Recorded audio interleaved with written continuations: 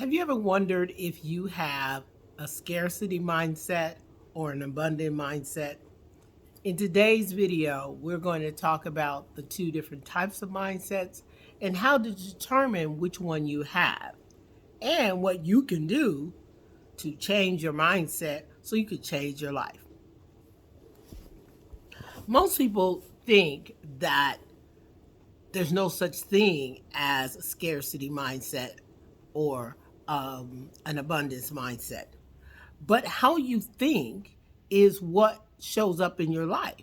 So if you are walking around with this belief that there is not enough to go around, then you're walking around with a scarcity mindset, meaning that you're living in a space of lack and that you're always concerned if there's going to be enough money, enough love, enough time, always feeling as if you're living just behind the eight ball, not enough to get there. Always going to have the other shoe, the other shoe drop. Are you the person that's spending your time making sure that you're quote unquote protected against the possibility of losing your home, losing your car, losing your job? And I am not saying that you should not put some backup plans in place. But if everything that you do is colored by a sense of urgency because you may not have it tomorrow, you're living in a space of lack. And living in a space of lack keeps you from believing in the abundance of this life. If you're a believer, then you know that God does all things in abundance, from the grass in the ground to the trees that grow to the flowers and the animals and the air that we breathe. There's always more than enough, more than you need.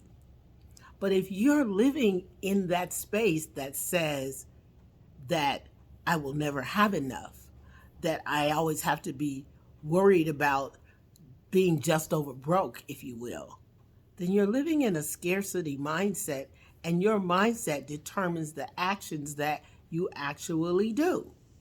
Your mindset determines what you will be, do, and have in your life.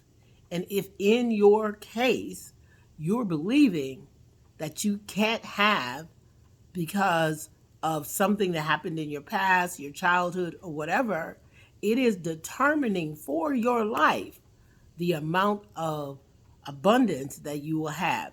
But it isn't just abundance in things, it also is abundance in joy, in love, in happiness, in gratefulness, because your space of lack keeps you from being grateful and thankful for what you do have, keeps you from appreciating the person that you have in your life, keeps you from appreciating the job, the home that you have, the car that you drive.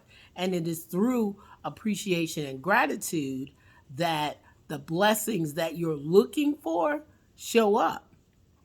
So if you're not being the person you want, you're not doing the things you want, you're not having the things that you want, you're going to continue to live in a scarcity mindset.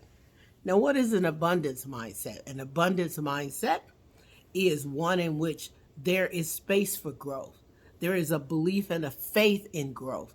There is an opportunity that when it's presented to you, you take advantage of it and believe that it's possible for you. So if you aren't able to even believe that it's possible, you're also limiting your ability to do the things to have it. If you know anything about faith, you know that faith is the hope, the things hoped for, and the faith in the unseen. It is the belief that things that you can't currently see with your physical eyes are possible because of the belief that you hold within your own self. So if you're living in a space of abundance, you're living in that space of faith and belief that says more is possible. And all I have to do is keep moving towards it. It's the belief that it's you as an individual are able to have more and be more and do more. And when you believe that, you'll take actions that are going to give you the abundance that you're looking for. Abundance mindset does not put limitations on what's possible. Abundance mindset says that anything that I can imagine is possible for it to be seen, because it's just going to move from the metaphysical to the physical as long as I can keep that vision of the possibility in my mind. So if you're stuck in a sense of lack and a scarcity mindset, then you have to spend time specifically doing what I call the envision principle. Start with a vision of what your life would look like if everything was in abundance. What kind of car would you drive? What kind of home would you live in? What kind of lifestyle would you lead? So you get that imagined view, and then you make a decision to make that come true. And once you make that decision, you set an intention to take the actions that are required, regardless of what the actions are. And then you just get in action. Massive action, as Tony Robinson says, get in massive action. Start doing as much as possible of what you would perceive to be the things that the person who had that level of abundance would do. Is that going out and meeting new clients? Is that going out and making the calls that you need to make? Is that going out and looking at a higher level job? Is that going out and looking for the woman of your dreams, or the man of your dreams, or the house of your dreams, or the cars of your dreams? Get in massive action, because it's that action that causes the manifestation.